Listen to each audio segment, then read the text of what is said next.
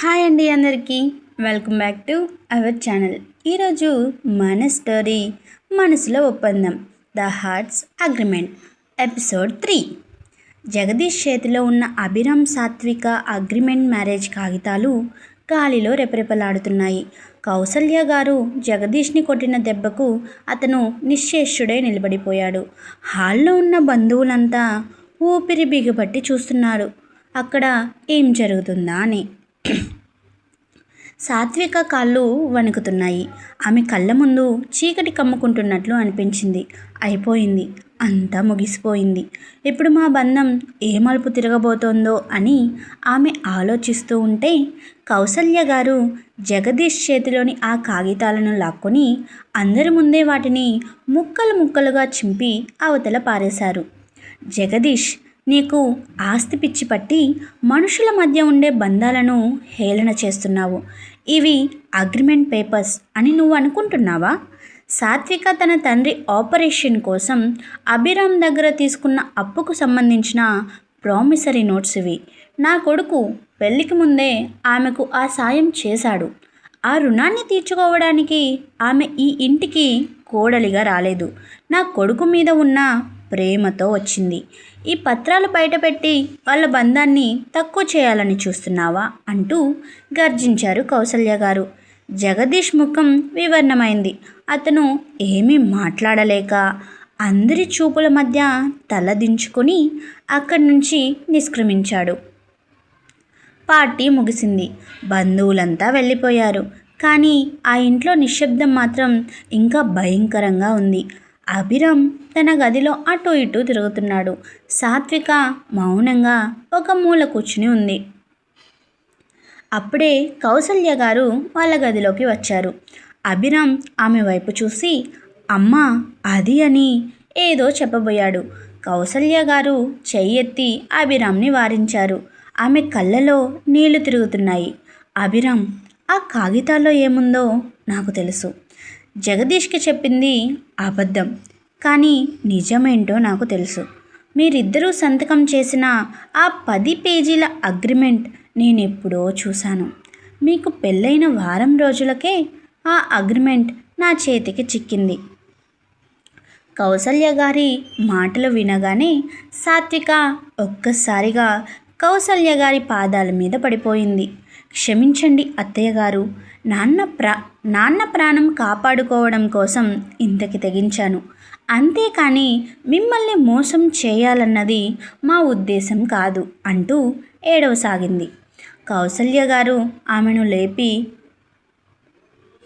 దగ్గరకు తీసుకుని, సాత్విక, నువ్వు నీ తండ్రి కోసం ఈ నిర్ణయం తీసుకున్నావు. అది తప్పు కాదు. కానీ అభిరామ్, నువ్వు పెళ్ళిని కూడా ఒక వ్యాపారంలా మార్చేశావు. నీ తాతయ్య కోరిక నీకు తోడు ఉండాలని, నువ్వు నీ ఆస్తిని కాపాడుకోవాలని కాదు. కానీ నువ్వు దానికోసం ఇలాంటి అడ్డదారి వెతుకుతావని నేను అనుకోలేదు. అయినా సరే నేను మౌనంగా ఎందుకున్నానో తెలుసా? మీ ఇద్దరి మధ్య ఏదో ఒకరోజు ప్రేమ పుడుతుందని నేను ఆశించాను. ఎన్ని రోజులుగా మీరు ఒకరి కోసం ఒకరు పడుతున్న తపన, జ్వరం వస్తే అభిరామ్ నీకు చేసిన సేవలు, ఇవన్నీ అగ్రిమెంట్లో భాగం కావు సాత్విక. అవి మనసులో నుంచి వచ్చినవి అని కౌసల్య గారు చెప్తుంటే కౌసల్య గారి మాటలకు అభిరామ్ తలదించుకున్నాడు. చూడు అభిరామ్, ఏడాది పూర్తి కావడానికి ఇంకా చాలా సమయం ఉంది. అప్పటి వరకు ఈ నాటకాన్ని నాటకంలాగే కొనసాగించండి. కానీ ఒక్కటి మాత్రం గుర్తుంచుకోండి, ఈ ఏడాది ముగిసేసరికి మీరు విడిపోవాలని నిర్ణయించుకుంటే అప్పుడు నేను మిమ్మల్ని ఆపను, అడ్డుకోను.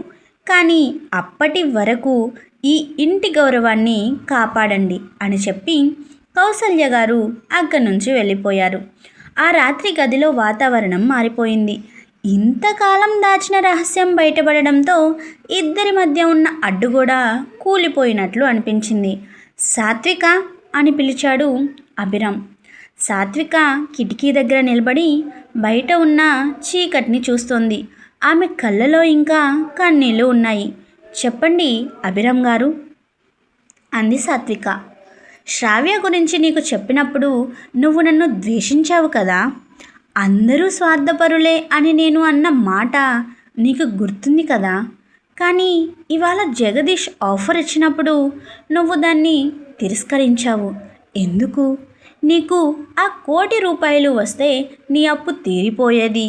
ఈ నాటకం నుంచి నువ్వు త్వరగా విముక్తి పొందేదానివి కదా అని అడిగాడు అభిరామ్.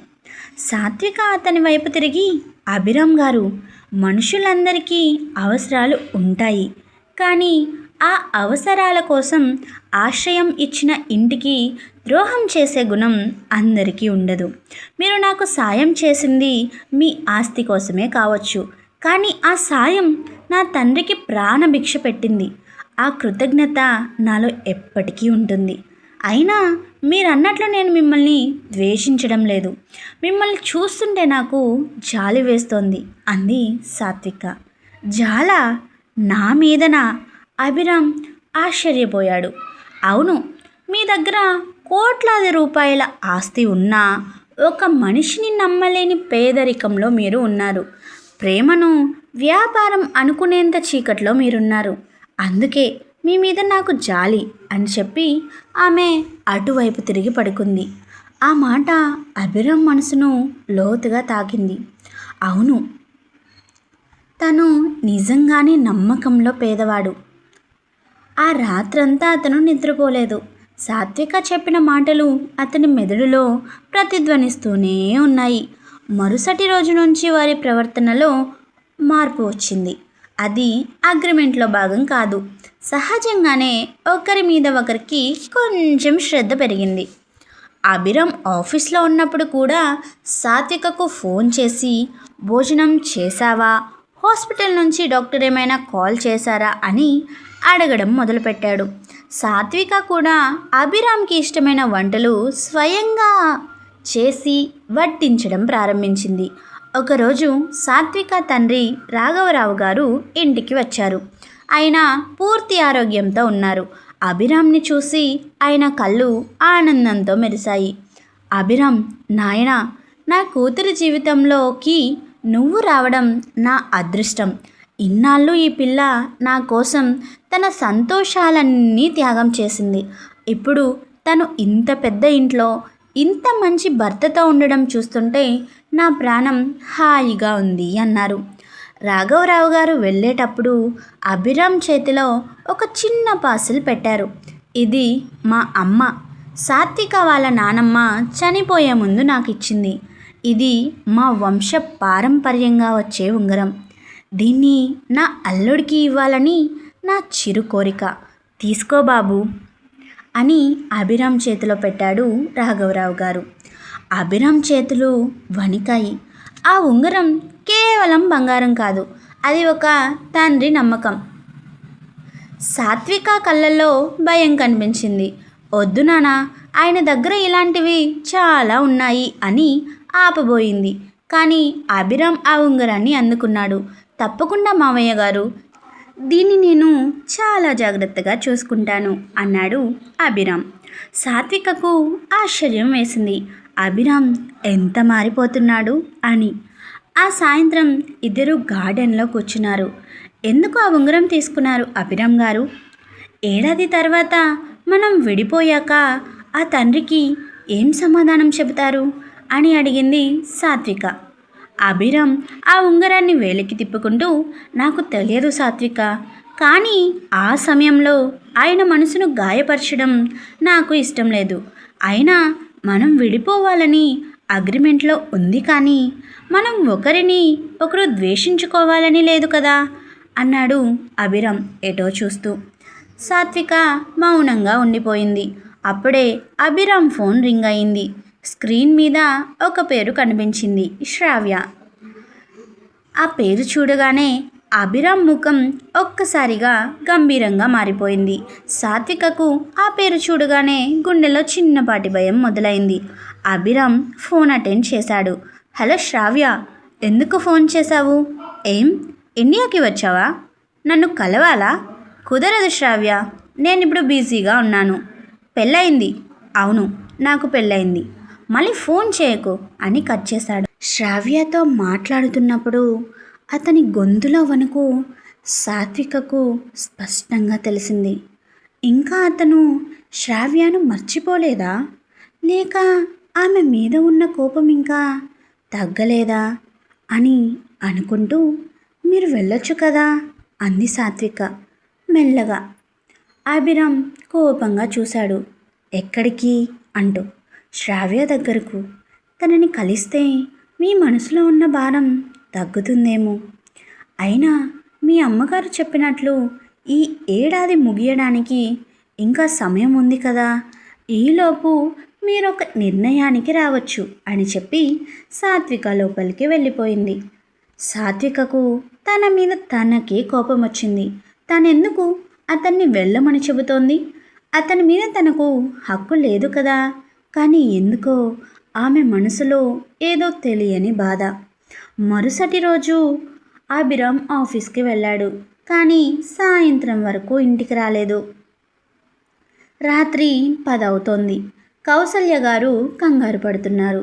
సాత్విక పదే పదే ఫోన్ చేస్తున్నా అతను లిఫ్ట్ చేయడం లేదు. 11 గంటలకి కారు హారన్ వినిపించింది. సాత్విక పరిగెత్తుకుంటూ వెళ్ళింది. అభిరామ్ కారు దిగాడు. అతని పక్కన ఒక అమ్మాయి దిగింది. ఆమె చాలా స్టైలిష్గా ఖరీదైన డ్రెస్సులో ఉంది. ఆమె శ్రావ్య. అభిరామ్ పూర్తిగా తాగి ఉన్నాడు. సరిగ్గా నడవలేకపోతున్నాడు కూడా. శ్రావ్య అతన్ని పట్టుకొని లోపలికి తీసుకువస్తుంది. అభిరామ్, ఏమైంది మీకు అంటూ సాత్విక అభిరామ్ని పట్టుకోబోయింది. శ్రావ్య అమ్మను పక్కకు నెట్టేసి, నువ్వెవరు? ఓ, అభిరామ్ తన అవసరం కోసం పెళ్లి చేసుకున్న ఆ అమ్మాయివి నువ్వేనా? కొంచెం పక్కకు జరుగు. అభికి ఏం కావాలో నాకు తెలుసు అంది అహంకారం నిండిన గొంతుతో. కౌసల్య గారు అక్కడికి వచ్చి, శ్రావ్య, నువ్వు ఈ ఇంట్లో అడుగు పెట్టడమే ఎక్కువ. నా కొడుకుని వదిలేయ్. సాత్విక, అభిరామ్ని లోపలికి తీసుకెళ్ళు అని ఆజ్ఞాపించారు.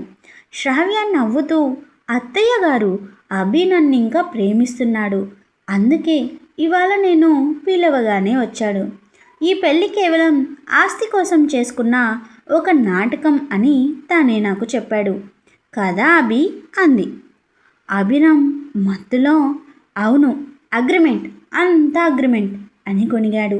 ఆ మాట వినగానే సాత్విక గుండె ముక్కలయ్యింది. తనపై చూపిస్తున్న గౌరవం, ఆ శ్రద్ధ అంతా ఒట్టిదేనా?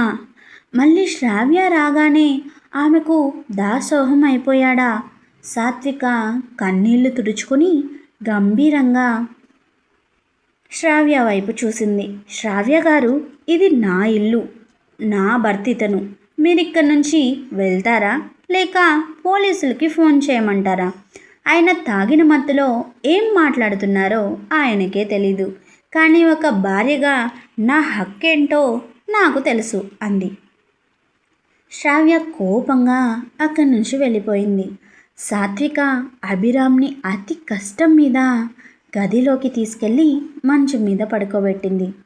అభిరామ్ నిద్రలో కూడా శ్రావ్య పేరుని కలవరిస్తున్నాడు.